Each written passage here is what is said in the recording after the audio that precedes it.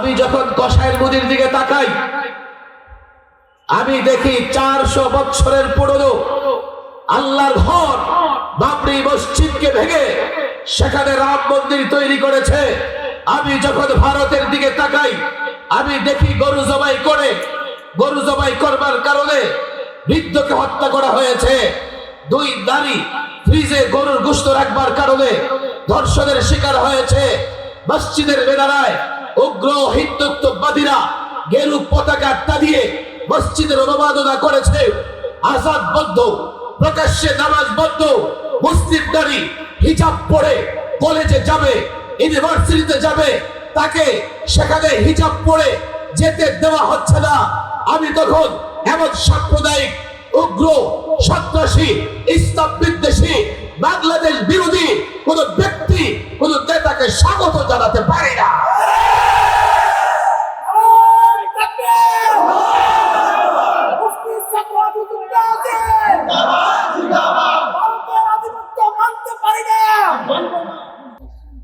যে এখন আমরা স্বাধীন।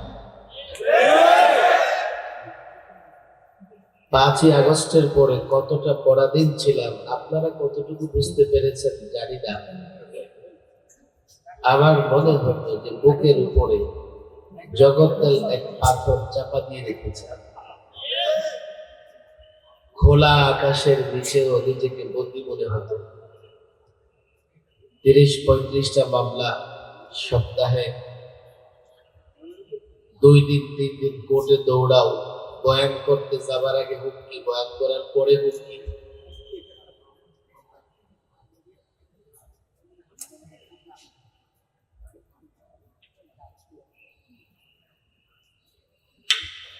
যারা হুমকি দিত, দাম্ভিকতা প্রদর্শন করত, অহংকার করত, ফেরাউনের মতো আল্লাহ তাদের পরিণতি দেখিয়ে দিয়েছেন জাতি।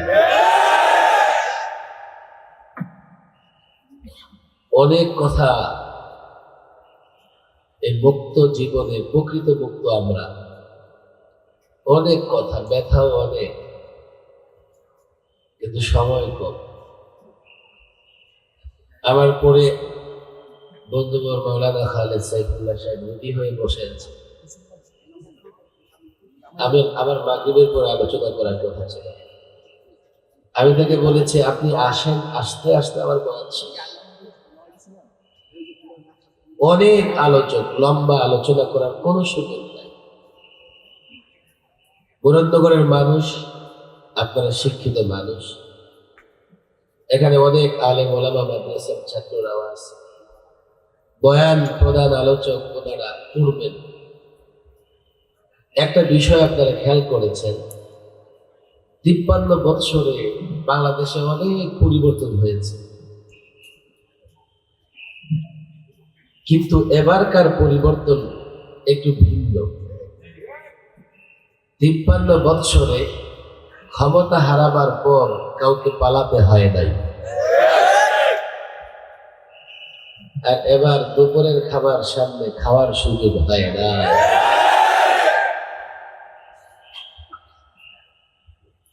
কেন? আমরা অনেক বুঝাবার চেষ্টা করেছি, কেন তোমাদের এমন পরিণতি হয়েছে। তবে এখনো যে পরিণতির ইতিহাস শেষ এমন না, সামনে ওদের জন্য আরো ভয়ঙ্কর দিন অপেক্ষা করছে। আল্লামা মুফতি আমিন রাহিমাহুল্লাহ বলতেন, ওরা যখন ক্ষমতা হারাবে, ক্ষুদ্র শক্তির আন্দোলনে তারা ক্ষমতা হারাবে। আল্লাহ একটা ক্ষুদ্র শক্তি দ্বারা তাদের পতন ঘটাবে, আর পতনের পরে 20 বছর তাদের নাম নেওয়ার লোক থাকবে না।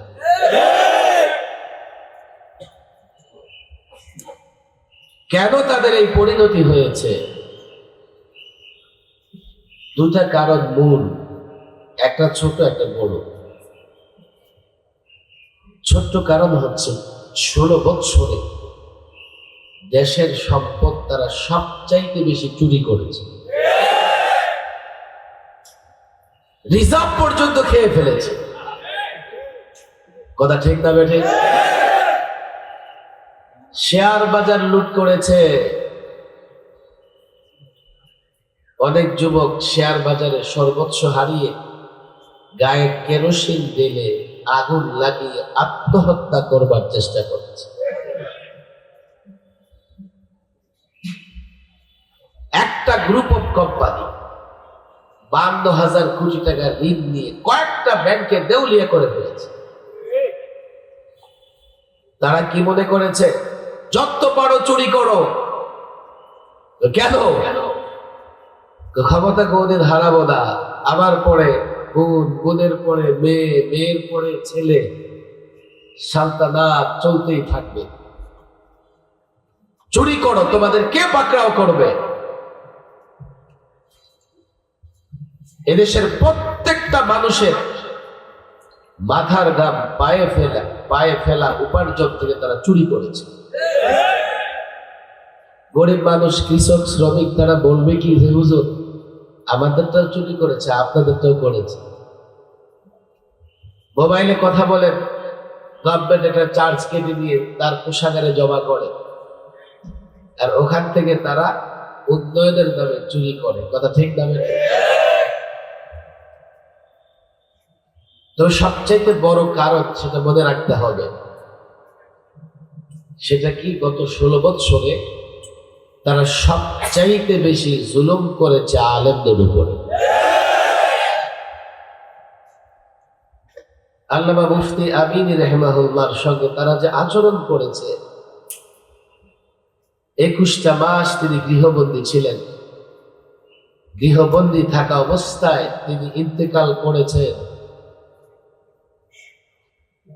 শাপলা চত্বরে হাফেজে কোরআন মাদ্রাসার ছাত্রদের সঙ্গে তারা যে দুর্ব্যবহার করেছে, 2.5 লক্ষ বুলেট নিক্ষেপ করেছে, লাইট বন্ধ করে দিয়ে নির্বিচারে গুলি চালিয়েছে, গ্রেনেড মেরেছে, লাঠিচার্জ করেছে, শত শত শহীদ করেছে।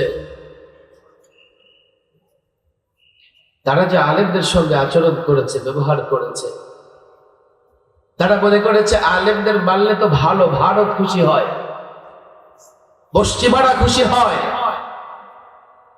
তারা জানে নাই যে আলেমের উপর আঘাত করলে একজন নারাজ হয়। কথা ঠিক না ঠিক? সর্বশেষ 21 থেকে 23 2600 আলেম মাদ্রাসার ছাত্র, টুপি দাড়িওয়ালা মুসল্লিদের 2 বছর থেকে 3 বছর পর্যন্ত জেলখানায় আটকে রেখেছে। অন্য কোনদিন জেলখানার ইতিহাস শোনাবো, এই জাতিকে জানতে হবে ইতিহাস।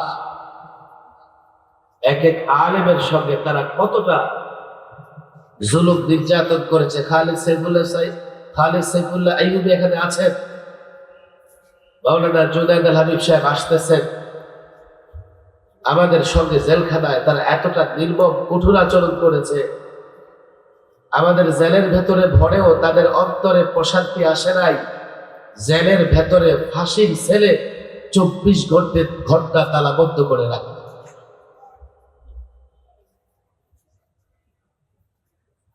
খালিদ সাইফুল্লাহ আইয়ুবী অসুস্থ, তার হাত ভেঙেছে, সেখানে রড লাগানো আছে, বাথরুমে গিয়ে ঠিক মতো বসতেও পারে না। মাওলানা জুনায়েদ আল হাবিব সাহেব অসুস্থ, আমাদের সোনারগাঁয়ের এক হাফেজ সাহেব 2 হাঁটুতে অস্ত্রোপচার করা হয়েছে, রড ঢুকানো।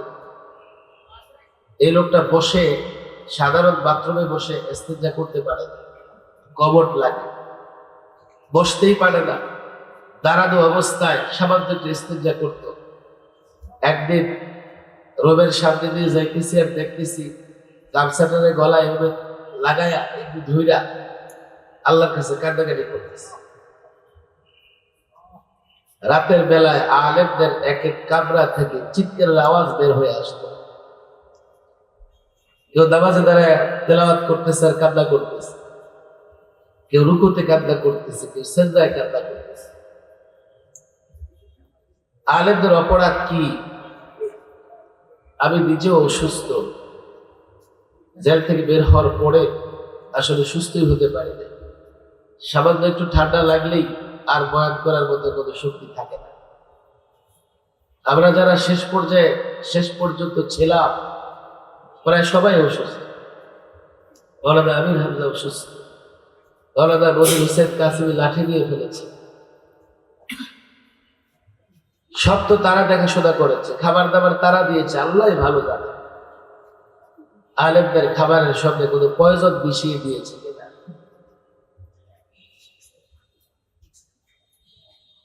আলেমদের অপরাধ কি? আমার অপরাধ হচ্ছে আমি এই কথা বলেছি যে মুসলমানের দেশে ভাস্কর্যের নামে মূর্তি বসিয়ে মুসলমানদের ঈমান ধ্বংসের চেষ্টা করা যাবে না। মসজিদের শহর ঢাকাকে মূর্তির শহরে পরিণত করা যাবে না।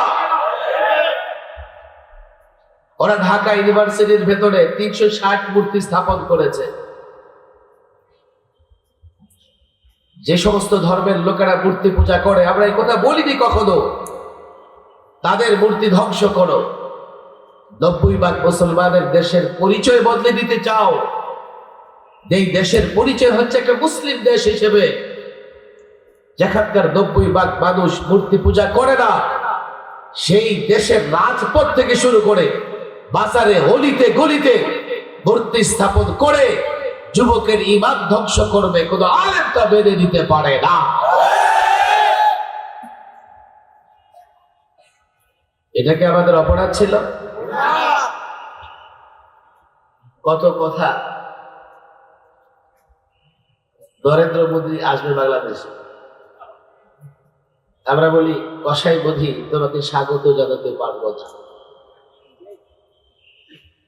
বলে কি কেন পারবেন না? প্রতিবেশী দেশের প্রধানমন্ত্রী রাষ্ট্রীয় দাওয়াতে আসতেছে। আমি বলি কেন পারবো না? আমি যখন তার দিকে তাকাই তো আমি দেখি গুজরাটের নিরীহ মুসলমানদের রক্ত তার হাতে এবং দাঁতে লেগে আছে। আমি যখন কসাইয়ের মোদীর দিকে তাকাই আমি দেখি 400 বছরের পুরনো আল্লাহর ঘর বাবরি মসজিদকে ভেঙে সেখানে রাম মন্দির তৈরি করেছে। আমি যখন ভারতের দিকে তাকাই আমি দেখি গরু জবাই করবার কারণে বৃদ্ধকে হত্যা করা হয়েছে। 2 নারী ফ্রিজে গরুর গোশত রাখবার কারণে ধর্ষণের শিকার হয়েছে। মসজিদের বেদারায় উগ্র হিন্দুত্ববাদীরা গেরু পতাকা টানিয়ে মসজিদের অবমাননা করেছে। আজাদ বন্ধ, প্রকাশ্যে নামাজ বন্ধ। মুসলিম নারী হিজাব পরে কলেজে যাবে, ইউনিভার্সিটিতে যাবে, তাকে সেখানে হিজাব পরে যেতে দেওয়া হচ্ছে না। আমি তখন এমন সাম্প্রদায়িক উগ্র সন্ত্রাসী ইসলাম বিদ্বেষী বাংলাদেশ বিরোধী কোন ব্যক্তি কোন নেতাকে স্বাগত জানাতে পারি না।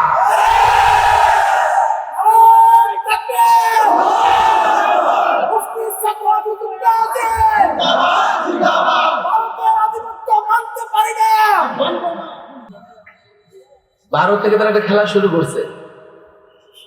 কি খেলা জানেন? পাঠ্যক্রমে পরিবর্তন। সাহাবাদের জীবনীবাদ, নবীর জীবনীবাদ তাদের কাছে শুধু পত্তলিকতা ভালো লাগে। ওরা দেখে মুসলমান মুনাফিক, শুধু মূর্তি ভালো লাগে। শেষ পর্যন্ত পাঠ্যসূচি পরিবর্তন করতে করতে ডারউইনিজম নিয়ে আসছে। মানুষটাকে বাদরের থেকে তৈরি। আমি বলি আমরা আদম সন্তান, আমাদের পরিচয় জানতে চাবার দরকার নাই। তোরা তোদের বাবার পরিচয় দিয়ে আয়। কোন পার্কে কোন নদী নালায় তোদের জন্ম তোরা খোঁজ কর। এরপরে নিয়ে আসছে ট্রান্সজেন্ডার। কি আল্লাহ মাফ করুক, দেশের প্রধান ব্যক্তি প্রধানমন্ত্রী শেখ হাসিনা একদিন তার বক্তৃতায় বলতেছে, আমি যদি মনে করি আমি পুরুষ তো পুরুষ, যদি মনে করি নারী তো নারী। যে নিদর্শনে বক্তৃতা প্রচারিত হয়েছে। আরে নারী পুরুষের সম্পর্ক মনের সাথে না জন্মের সাথে? জন্মগত ভাবে কেউ যদি পুরুষ হয়, যতই ঘষাঘষি করুক কোনোদিন নারী হতে পারবে না। কথা ঠিক না? কতটা অনুর্বর মস্তিষ্কের অধিকারী হলে মূলত ট্রান্সজেন্ডার দিয়ে সে সমকামিতাকে বৈধতা দেবার চেষ্টা করেছে। অভিশপ্ত সমকামিতাকে বাংলাদেশে বৈধতা দেবার চেষ্টা করেছিল, আমরা এর প্রতিবাদ করেছি। এটা কি আমাদের অপরাধ? কি অপরাধ করেছি? আমাকে বলে আপনি কেন ইসলামী ব্যাংকিং এর পক্ষে বলেন, আপনি কেন ইসলামী খেলাফতের পক্ষে বলেন? এগুলো চলে? নিজে একটা নাস্তিক আর প্রশাসনের রন্ধ্রে রন্ধ্রে নাস্তিক বসিয়ে গেছে। এই অপরাধে আলেমদের উপরে টর্চার। আলেমদেরকে কোর্টে উঠাইতে কেমন? হাতে বেড়ি, পায়ে গান্ডা, বুলেট প্রুফ জ্যাকেট, মাথায় হেলমেট। মনে হয় যে শীর্ষ কোনো সন্ত্রাসীকে আদালতে তোলা হচ্ছে। আমাদের মাথায় হেলমেট আর দেহে বুলেট প্রুফ জ্যাকেট দিয়েছে, লোকেরা দেখে দেখে কান্না করেছে। আল্লাহ সময় পরিবর্তন করে দিয়েছে। তোমাদের যখন এই অবস্থায় লোকেরা দেখে, তো পচা ডিম কিলার লাথি বাড়ে। এটাই এদেশের বাস্তবতা, এটাই এদেশের বাস্তবতা। ইসলাম মুসলমানের বিরুদ্ধে যারাই অবস্থান নেবে, দেশের 90% মুসলমান তাদের প্রত্যাখ্যান করবে। কি অপরাধ ছিল আলেমদের? কেন আলেমদের উপরে জুলুম করেছো? তোমাদের পরিণতি কি হয়েছে ভেবে দেখো। মনে করতেছে চট করে ঢুকে যাবা। আরে তোমাদের উপর খোদাই গজব, যতই চটাচটি করো ঢুকতে পারবা না। তওবা করে ইস্তেগফার করো, তবে শেষ মুহূর্তে তওবা ইস্তেগফার আল্লাহ শুনে। অনেক জুলুম হয়েছে আলেমদের উপরে। আমরা একটা মুক্ত স্বাধীন রাষ্ট্র পেয়েছি। 16 বছরে দেশের প্রত্যেকটা সেক্টর ধ্বংস করে দিয়েছে। মাদ্রাসা মসজিদ পর্যন্ত মাদ্রাসাগুলো এমন ব্যক্তিদের হাতে তুলে দিয়েছে যারা তাদের পা চাটতে পারে। অবাক লাগে, কাফের বেঈমান শাসক পর্যন্ত এটা মনে করে যে মসজিদ মাদ্রাসাগুলো যেন যোগ্য ব্যক্তির দ্বারা পরিচালিত হয়। কিন্তু আমরা দেখেছি বিগত ফেসিবাদী সরকার তাদের যারা পা চাটে তাদেরকে নানান মাদ্রাসার দায়িত্ব দিয়ে দিয়েছে, আর যারা উচিত কথা বলে তাদেরকে ধরে ধরে জেলে বন্দি করে রেখেছে। আমাদের দেখা আপনারা ওই ঘটনাগুলো যাদের, তোমাদের একটা ভয়াবহ পরিণতি হয়েছে। মাদ্রাসা ধ্বংস করেছো, মসজিদ ধ্বংস করেছো, মাজার পূজারি কবর পূজারি বাইতুল মুকাররমে বসিয়ে দিয়েছো। আল্লাহ দেখেছে, জাতীয় এগুলো দেখেছে। কি করেছো তোমরা? বিচার বিভাগ ধ্বংস করে দিয়েছো। আমি নিজে তার সাক্ষী। মামলা মোকদ্দমা মোকাবেলা করে আমি দেখেছি আমার দেশের বিচার ব্যবস্থা তামাশায় পরিণত হয়েছিল। নির্বাচন ব্যবস্থা ধ্বংস করে দিয়েছো, সশস্ত্র বাহিনীকে ধ্বংস করে দিয়েছো, আইন শৃঙ্খলার প্রত্যেকটা বাহিনীকে ধ্বংস করে দিয়েছো। দেশে এখন পরিবর্তন আসছে, প্রত্যেকটা ডিপার্টমেন্টকে নতুন করে সাজাতে হবে, সংস্কার করতে হবে, পুনর্গঠন করতে হবে। যদি তা না করা যায়, শুধু পরিবর্তনেই শান্তি আসবে না, হতে পারে পরিবর্তন হয়ে রাষ্ট্র যাবে এক চোরের হাত থেকে আরেক চোরের হাতে। আবার এটাই শেষ কথা। এখন রাষ্ট্রটাকে কেমনে পুনর্গঠন করবে? কারা রাষ্ট্রকে পুনর্গঠন করবে? অনেক মাদ্রাসার ছাত্র তোমরা এখানে আসো। আল্লামা মুফতি আমিন তোমাদের নিয়ে স্বপ্ন দেখতেন। আমি নাখান্দাও তোমাদের নিয়ে স্বপ্ন দেখি। অনেক যুবক মুসলিম এখানে আছে। রাষ্ট্র মেরামত করার জন্য যে নমুনা, মডেল, থিওরি দরকার, ফর্মুলা দরকার, সেটা কার কাছে আছে? America? No, never. Europe, Bharat, কারো কাছে নাই। এই ফর্মুলা আছে যারা প্রকৃত মুসলমান তাদের কাছে, কথা ঠিক না বেটা? আর এই ফর্মুলার নাম হচ্ছে সুন্নাহ বা রাসূলুল্লাহর আদর্শ। রাসূলুল্লাহর আদর্শ দিয়ে যদি রাষ্ট্র মেরামত না হয়, পরিবর্তন হবে। একদল পাচারকারী যাবে, আরেক দল পাচারকারী আসবে। একদল দখলদার বিদায় হবে, আরেক দখলদার আসবে। একদল টেন্ডারবাজি করে ক্লান্ত হবে, আরেক দল টেন্ডারবাজি করবে। রাসূলুল্লাহর আদর্শে রাষ্ট্র মেরামত করতে হবে। আমি ছাত্র জনতা যুবকদের বলি, আমি চাইলেই এখন রাসূলুল্লাহর সুন্নাহ দিয়ে রাষ্ট্র মেরামত করতে পারবো না। কেন পারবো না? আমিও তোমাদের মতো পরিবর্তনের জন্য রক্ত দিয়েছি। ৭৩ জন মাদ্রাসার শিক্ষার্থী রক্ত দিয়েছে, কিন্তু পুনর্গঠনের দায়িত্ব আমার হাতে নয়। পুনর্গঠন করবার জিম্মাদারি আমার হাতে নয়। সংস্কারের দায়িত্ব আমার হাতে নয়। কেন নয়? রাষ্ট্রে পরিবর্তন এসেছে, কোটা প্রথার বিরুদ্ধে আন্দোলন করতে গিয়ে, কোটা প্রথায় যে বৈষম্য ছিল, ওই বৈষম্য দূর করতে গিয়ে, এই বৈষম্য দূর করতে গিয়ে সংগ্রাম আন্দোলনের পরে পরিবর্তন এসছে। তো তারাই তাদের মধ্য থেকে রাষ্ট্র সংস্কারের দায়িত্ব কাউকে দিয়েছে। এই জন্য আমি এই পরিবর্তন দরকার ছিল বাহবা জানাই, স্বাগত জানাই, উপদেষ্টাদের স্বাগত জানিয়েছি, তাদের সহযোগিতা করতেছি। তো এই পরিবর্তন চূড়ান্ত পরিবর্তন নয়। আমি বিরক্ত করে যুবকদের বলে যাই, আরেকটা পরিবর্তন লাগবে। আরেকটা পরিবর্তনের পরে রাসূলুল্লাহর আদর্শ দিয়ে যদি রাষ্ট্র পুনর্গঠন করতে পারো, রাষ্ট্র সংস্কার করতে পারো, তাহলে প্রকৃতপক্ষে শান্তির দেখা মিলবে।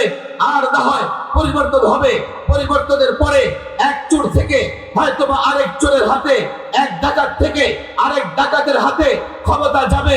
আমি আরেকটা পরিবর্তনের আহ্বান জানাই মাদ্রাসার ছাত্র, যুবক, যুবক, মুসল্লি, আমার কথা ভালো করে শোনো।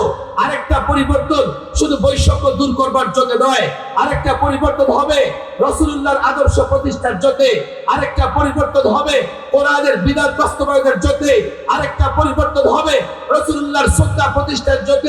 যদি সেই টার্গেটে পরিবর্তন করতে পারো, ওই পরিবর্তনের পরে কারা রাষ্ট্র সংস্কারের দায়িত্ব পাবে?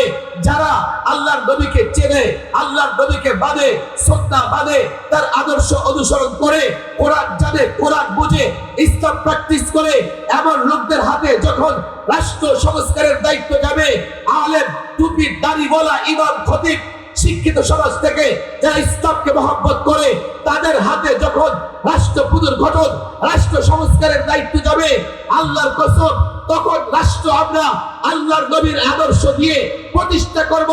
আল্লাহর কসম, আল্লাহর নবীর আদর্শ দিয়ে যখন রাষ্ট্র প্রতিষ্ঠা হবে, সেই রাষ্ট্রে চোর থেকে ক্ষমতা চোরের হাতে যাবে না, যাবে না, যাবে না।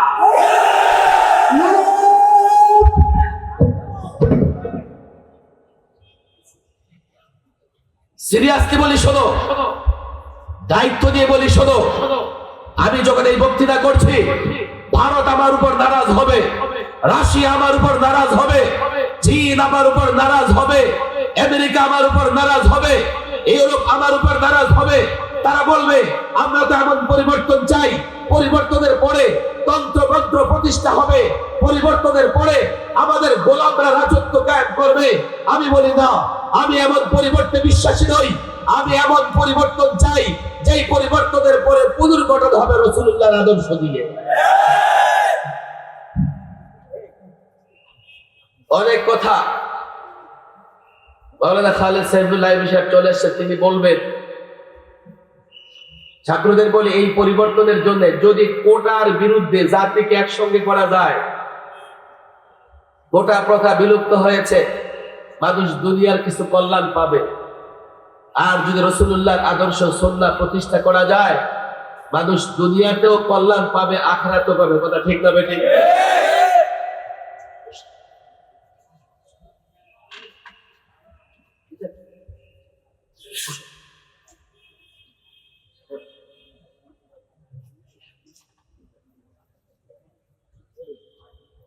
দায়িত্ব নিয়ে বলে যাচ্ছি, স্বপ্ন এটাই। স্বপ্ন শুধু পরিবর্তন না, স্বপ্ন হচ্ছে পরিবর্তনের পরে এই জমিনে আল্লাহর আইন প্রতিষ্ঠা করা। কথা ঠিক না বেঠিক? জাতিকে নিয়ে পরিবর্তন করেছি, আমি এটা বিশ্বাসই করি না পরিবর্তন এই জাতির ভাগ্য পরিবর্তন হয়ে যাবে। হ্যাঁ, সাময়িক ভালো থাকবে জাতি, কিন্তু চূড়ান্ত পরিবর্তন না করতে পারলে এই জাতির ভাগ্যের পরিবর্তন হবে না। এই জন্য ছাত্র জনতা, যুবকদের দায়িত্ব নিতে হবে যে জাতিকে বুঝিয়ে আমরা ইসলামের দিকে নিয়ে আসব, জাতিকে বুঝিয়ে কল্যাণের দিকে নিয়ে আসব। যখন পরিবর্তনের ডাক দিব, তারা সেই ডাকে আমার সঙ্গে থাকবে। আমি চ্যালেঞ্জ করে বলি, যদি টার্গেট এটা হয় দুনিয়া আখিরাতের কল্যাণ, সেই টার্গেটে যদি পরিবর্তন করা যায়, সেই পরিবর্তনের পরে যদি যোগ্য ব্যক্তিত্বের দ্বারা রাষ্ট্র সংস্কার করা যায়, আল্লাহর কসম করে বলি রিজার্ভ চুরি করবার দুঃসাহস কারো থাকবে না, শেয়ার বাজার লুণ্ঠন করার দুঃসাহস কারো থাকবে না, নারী নির্যাতন করবার সাহস কারো থাকবে না, অমুসলিমরা সংখ্যালঘুরা নির্যাতিত হবে না, ব্যাংকের টাকা লুট করার সুযোগ থাকবে না। প্রকৃত সংস্কার তো রাষ্ট্রটাকে করো। এর জন্য পরিষ্কার বলি, আমি বিপ্লবে বিশ্বাসী, আমি গণ অভ্যুত্থানে বিশ্বাসী, আমি জনমতে বিশ্বাসী। আমি বিশ্বাস করি যদি জনমত তৈরি করা যায় বাংলাদেশে, আমরা জনমত নিয়ে জনগণকে সাথে নিয়ে কোরআন এবং সুন্নাহ ভিত্তিক রাষ্ট্র ব্যবস্থা চালু করতে পারবো। কথা ঠিক না বেঠিক? এর জন্য কাজ করতে হবে, জনগণকে বুঝাইতে হবে, মানুষকে ইসলাম বুঝাইতে হবে। ইসলাম ন্যায়ের ধর্ম, ইনসাফের ধর্ম, সুন্দর ধর্ম, সাম্যের ধর্ম। আমাদের তৌফিক দেন যাতে তারা খুব দ্রুত আপনাদের সামনে দুনিয়া আখিরাত উভয় জগতের কল্যাণের ফর্মুলা পেশ করতে পারেন। আর আপনারাও একটা ওয়াদা করবেন, যদি আলেমরা চেষ্টা করে রাসূলুল্লাহর সুন্নাহ, কোরআন এবং সুন্নাহ, রাসূলুল্লাহর আদর্শ ভিত্তিক রাষ্ট্র ব্যবস্থা তৈরি করবেন, সঙ্গে থাকবেন তো ইনশাআল্লাহ? লম্বা করে হাত উঠান, হাত মুষ্টি পাবেন, মজবুত মজবুত। আরে পালাবেন না তো? আলেমদের সঙ্গে থাকবেন তো ইনশাআল্লাহ? পাক্কা ওয়াদা? আলেমদের সঙ্গে থাকবো তো ইনশাআল্লাহ? দুনিয়ার সামান্য বিষয়ের জন্য হাজার হাজার ছেলে রক্ত দিয়েছে, ইসলাম প্রতিষ্ঠার জন্য, দুনিয়া আখিরাতের কল্যাণের জন্য লক্ষ লক্ষ রক্ত দিব ইনশাআল্লাহ। প্রস্তুত আছি তো ইনশাআল্লাহ? আল্লাহ তাবারক ওয়া তাআলা তৌফিক দান করুন। ওয়া মা তাওফীকি ইল্লা বিল্লাহ ওয়া মা আলাইনা ইল্লা